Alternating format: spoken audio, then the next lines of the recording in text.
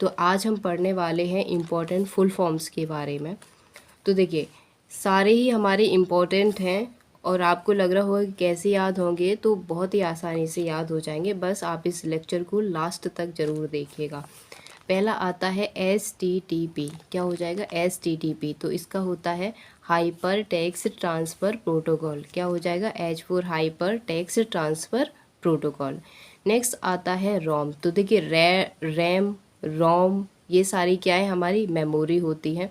तो रोम का full form क्या हो जाएगा? Random access memory. सॉरी, यहाँ पे ये गलत लिख गया है, इसका हो जाएगा रीड ओनली मेमोरी। ये जो फुल फॉर्म लिखा हुआ है गाइस, ये रैम का लिखा हुआ है। किसका लिखा हुआ है? ये रैम का लिखा हुआ है।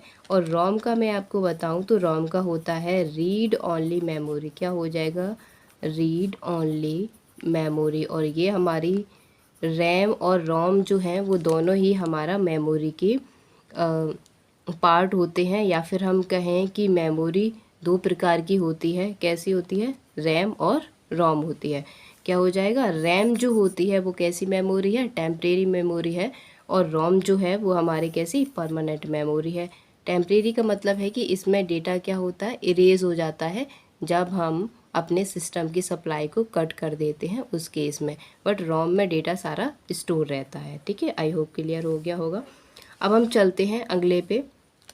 तो यहाँ पे आता है बायोस, BIOS। तो इसका फुल फॉर्म होता है बेसिक इनपुट आउटपुट सिस्टम। तो ये हम कहाँ पे पढ़ते हैं? इनपुट और आउटपुट सिस्टम को कंप्यूटर में पढ़ते हैं। इनपुट देना, उसके बाद प्रोसेस करना, उसके बाद आउटपुट लेना।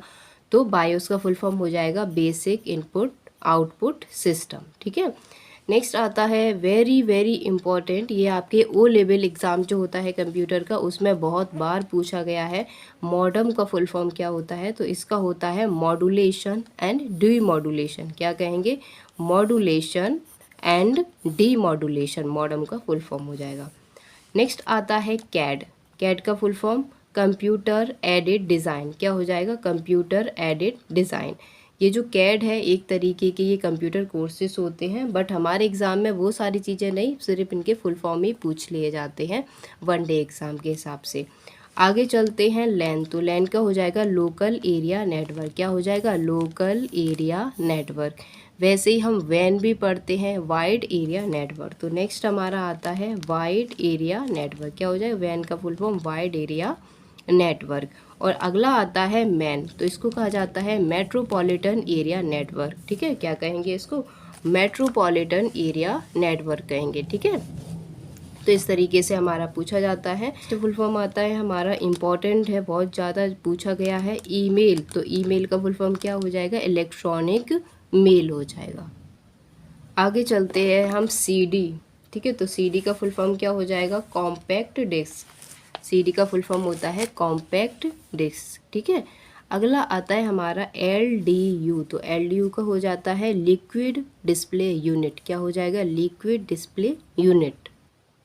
अगला आता है CPU। तो क्या होता है इसका? Central processing unit. ये बेसिक आपके पूछ लिए जाते हैं, सेंट्रल प्रोसेसिंग यूनिट। नेक्स्ट आता है कोबोल। कोबोल का full form common business oriented language. क्या हो जाएगा? Common business oriented language. क्या हो जाएगा? Common business oriented language. एक दो बार कहेंगे और आपको याद हो जाएगा बहुत ही आसानी से। नेक्स्ट आता है E-कॉमर्स। तो E-कॉमर्स का होता है इलेक्ट्रॉनिक कॉमर्स। क्या हो जाएगा? Electronic commerce. नेक्स्ट देते हैं, अगला आता है हमारा फॉरटेन। तो क्या हो जाएगा? Formula translation. फॉरटेन का फुल फॉर्म हो जाएगा फार्मूला ट्रांसलेशन। अगला आ जाएगा HLL। तो HLL का high level language, high level language. Next आता है IBM, वेरी इंपॉर्टेंट है, इंटरनेशनल बिजनेस मशीन। IBM का full form international business machine. Next होता है IC, वेरी इंपॉर्टेंट है, IC का इंटीग्रेटेड सर्किट। ठीक है, ये क्या है? हमारा एक सेमीकंडक्टर डिवाइस है। तो क्या हो जाएगा? Integrated circuit. नेक्स्ट आता है MICR। क्या हो जाएगा? MICR। तो क्या हो जाएगा इसका? Magnetic ink character reader. Magnetic ink character reader. ठीक है, तो जो भी हमारे देखिए मैग्नेटिक इंक कैरेक्टर रीडर किस तरीके, ये हमारी एक कंप्यूटर की इनपुट डिवाइस होती है। आपने कभी किसी प्रोडक्ट पे देखा होगा, इस तरीके का कोड लगा हुआ होता है, कुछ इस तरीके से लाइन होती हैं, बहुत सारे प्रोडक्ट पे आते हैं। तो ये क्या करता है, मैग्नेटिक इंक करेक्टर रीडर उन्हीं लाइनों को रीड करता है, ठीक है। जैसे हमारा QR कोड होता है तो उसको स्कैन करने के लिए उसकी डिवाइस होती है, हम फ़ोन से भी स्कैन करते हैं।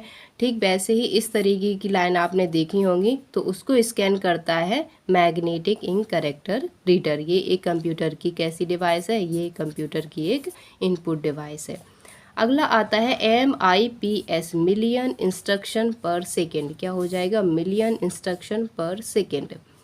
नेक्स्ट आता है OMR, तो OMR का full form optical mark reader. क्या हो जाएगा, OMR सीट में हम जो इस तरीके से सर्किल को फिल करते हैं, जब हम कोई परीक्षा देते हैं तो वो जो सीट होती है उसको कहा जाता है OMR सीट। तो क्या हो जाए, ऑप्टिकल मार्क करेक्टर रीडर, ठीक है। नेक्स्ट चलते हैं PROM, ठीक है। तो PROM का क्या हो जाएगा, प्रोग्रामेबल रीड ओनली मेमोरी। अभी हमने सिर्फ रोम का देखा था, तो क्या था रोम का, रीड ओनली मेमोरी। तो PROM का हो जाएगा प्रोग्रामेबल रीड ओनली मेमोरी। एक और आता है हमारे पास EPROM, ठीक है। तो ई का मतलब यहाँ पे हो जाता है इलेक्ट्रॉनिक, क्या हो जाएगा, electronic programmable read only memory. Next एक और आता है हमारा EEPROM। तो इस केस में जो पहला ई इंडिकेट करता है, ये करता है इरेजेबल, ठीक है। क्या करता है, erasable electronic programmable read only memory. तो यहाँ से हमारे जो रोम होती है उसके कितने 3 से 4 प्रकार, 1 2 3 प्रकार यहाँ से पूछे जाते हैं, ठीक है। अगला आता है VDU। तो वीडियो क्या हो जाए, visual display unit, visual display unit. और वेरी वेरी इंपॉर्टेंट जो कि पूछा गया है, WWW का फुल फॉर्म क्या हो जाएगा, वर्ल्ड वाइड वेब। क्या हो जाएगा, वर्ल्ड वाइड वेब, ठीक है। जब भी हम किसी वेबसाइट को ओपन करते हैं या पे सर्च करते हैं तो उसके आगे आपने देखा होगा WWW डॉट और वेबसाइट का नाम लिखा हुआ होता है। तो क्या हो जाए, वर्ल्ड वाइड